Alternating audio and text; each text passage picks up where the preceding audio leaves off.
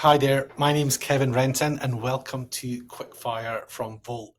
This is where we put higher education marketers on the hot seat and ask them 20 questions to see what makes them tick, what makes them successful, and what goals they have for the future. But before we get into it, if you do follow our channel on YouTube, great. If not, please subscribe to the channel. It allows us to bring you more content with higher education marketers. But in the hot seat today, we have Todd Lineburger, Vice President of Communications and Marketing at Muhlenberg College. Welcome, Todd. Thanks, Kevin. How are you? I'm pretty good, man. Good. Unbeknown to everybody, we're actually sitting in the same office, but in different rooms. It's true. The secret's I out. appreciate you hosting. Yeah. Okay, opening up. Give us your elevator pitch. What do you do at Muhlenberg? So at Muhlenberg College, I'm the Vice President for Communications and Marketing. I've been doing that for about 2.5 years after a stint at Rutgers, and prior to that, a stint at Franklin and Marshall College. At Muhlenberg, I oversee all communications and marketing at the college, and that includes your typical PR, strategic communications. It includes advancement communications, athletic communications, theater and dance communications, and probably three or four other things that I am not thinking of at this moment. I've spent about 25 years in communications and marketing in nonprofits since 2000. I've been in higher ed. Really, the most formative experience of my career, however, was my first job right out of college, where I was in charge of writing remarks and letters for a 75-year-old Irish Benedictine nun.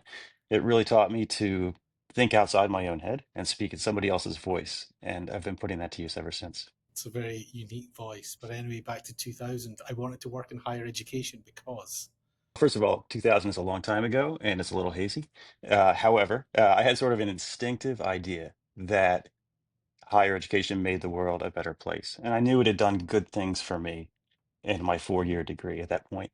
And I really wanted others to have the privilege and I don't know, the privilege and the opportunity that I had in getting a 4-year degree at a good liberal arts college. The marketing tool I can't live without is. So a good project management platform is indispensable to me. Um, But it's a great question because my thought on marketing tools writ large is that they come and go. It is technology will change year over year, month over month sometimes. It doesn't really change the fundamentals of marketing or the ideas or the intellectual capital you have to invest in them. I liken it to something like I don't know, sports analogy, like a baseball bat, right? They're always working using data to make a better baseball bat. At the end of the day, however, if you can't hit the ball, then you're out of luck. The fundamentals are really what matter. Yeah, I agree. In the next 5 years, I'd like to. I would love to make a positive impact for higher education and all the people it serves. It's been a bumpy ride in higher ed lately, and I would love to be part of the solution. When I'm not working, I'm. I'm not working, I'm working, usually on work or more often or just as often on the old house that we are restoring in Allentown, Pennsylvania, or I'm mountain biking, or I'm spending time with my family, or I'm listening to music, or I'm reading, or I am traveling. I Cool. guess that's about it. Yeah. I start my day at. I start my day at about 5 a.m. Oof, I like to knock out some work early, get a workout, a good breakfast, and hit the office after that. 5 a.m. That's okay when you've got your jet lag. The secret to a student succeeding at my school is. So I don't think it's a secret at all. I think that we are typical of many selective liberal arts colleges in the sense that to thrive, you really need to be able to work across disciplines, across social groups, across socioeconomic strata, and become sort of a citizen of a community that's challenging and supportive and really works hard on behalf of its students. And you need to learn to work hard on behalf of your peers too, in addition to on behalf of yourself. So I think liberal arts colleges are the best place for this to happen. It's, I think, I mean, not to go down a rabbit hole, but I think that liberal arts colleges are perhaps the most American form of higher education. It's really a microcosm of American society that we try to create on campus with all the challenges, all the difficult conversations, all the challenging aspects of living in a sort of a chaotic democracy kind of baked in. It's a training ground for for civic success, for career success. And there's a reason why liberal arts graduates are as successful as they are. Yeah, I would agree with you. I admire the marketing act. Also a good question. So I think any institution or company that is able to elevate their brand to a lifestyle has got it made, right? So I think a lot about companies like let's say Patagonia, Mm, which started out as a climbing gear company and gradually has morphed into an apparel and equipment brand that is both relevant to serious climbers, to serious outdoors enthusiasts, and to the general public. The majority of people who buy their stuff probably doesn't do well, most of what they make their gear for.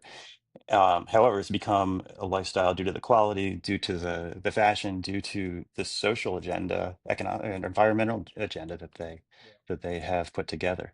I think the same of Rolex as a luxury brand. Their involvement with racing, with um, other wealth related activities, and I also think of things like more accessibly. I think about Nike a lot Mm, because Nike has made it absolutely necessary for a lot of 16 and 17-year-olds to wear basketball shoes. The great majority of them probably are not setting foot on a basketball court on a regular basis. And but it has become a lifestyle. And they do amazing marketing, amazing advertising. They do a very, very, very good job. I think there are a few colleges and universities that have broken through on that front too. And a lot of us are probably chasing it. yeah. The biggest challenge facing higher education marketers are, I would say sheer volume and intensity of marketing around everything in the world right now. yeah, It is very difficult to break through on as many channels as there are, and with the speed and rapidity with which everybody else is deploying their marketing, you really need to differentiate yourself, and it's a challenge. We're all chasing fewer customers these days. yeah. Talking about multiple channels, what's your favorite social media channel?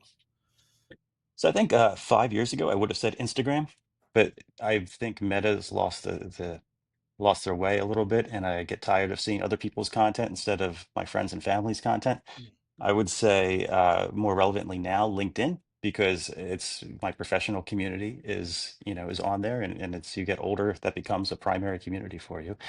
I'd also say I'd sort of tied with Reddit. I love the sort of semi-controlled anarchy that rules there. And speaking of messy democracies, it's just absolute freedom of speech, ideas, thought, interaction, and it's wonderful in many ways for that reason. You can also find incredible information, yeah, which is helpful. organized chaos. My biggest professional achievement is, I don't know if I have one big professional achievement. I would say it is overall my best professional trait is sheer relentlessness, the ability and willingness just to keep going through whatever is coming my way. I think the best compliment I ever got as a professional was from a C-suite executive who told me, I like working with you. When you're on a project, things just get done. And so that really I guess I was looking for that compliment. It sounded great to me, but I've tried to sort of live up to that, live up to it ever since. my biggest professional mistake was,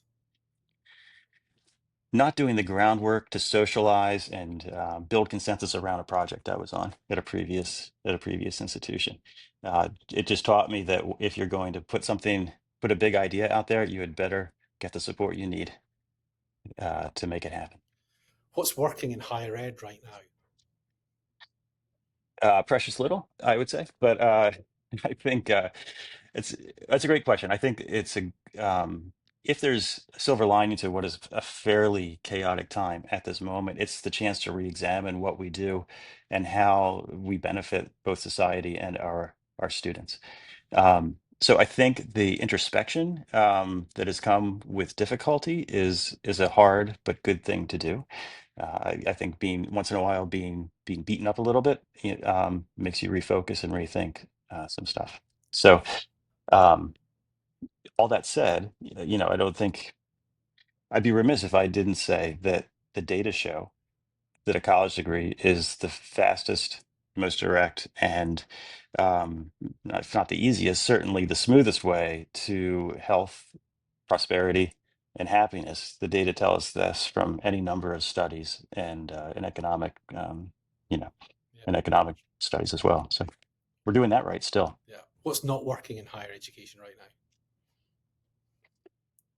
Also a good question.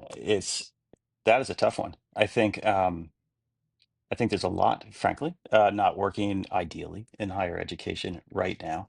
Uh, the toughest, our biggest strength is also one of our biggest weaknesses, right? Which is that we are steady, we're stable historically, and you know, um, and you have these long, we measure higher education in decades, right? And in some cases centuries, and we're in an era now from a technology standpoint, economic standpoint, political standpoint, where things are measured in minutes, hours, days, weeks if you're lucky.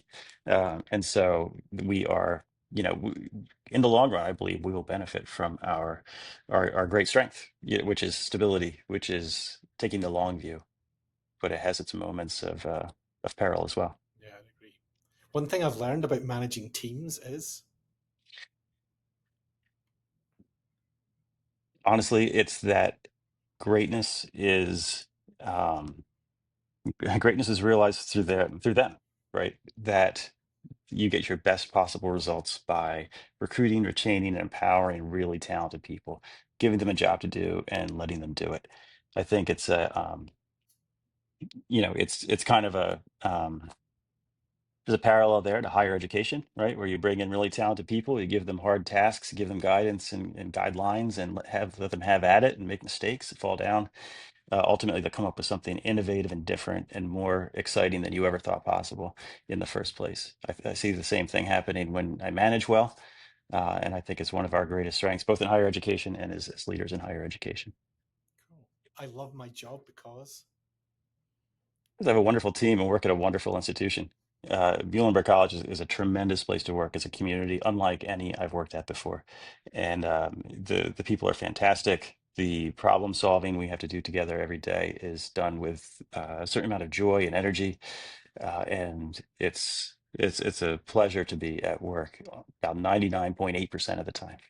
fantastic. I couldn't agree with you more. Muhlenberg College is a fantastic college. Thanks for your time, Todd. Really insightful. And thanks for being on Quickfire. Thanks, Kevin. I'm so happy to be here. Thanks, man.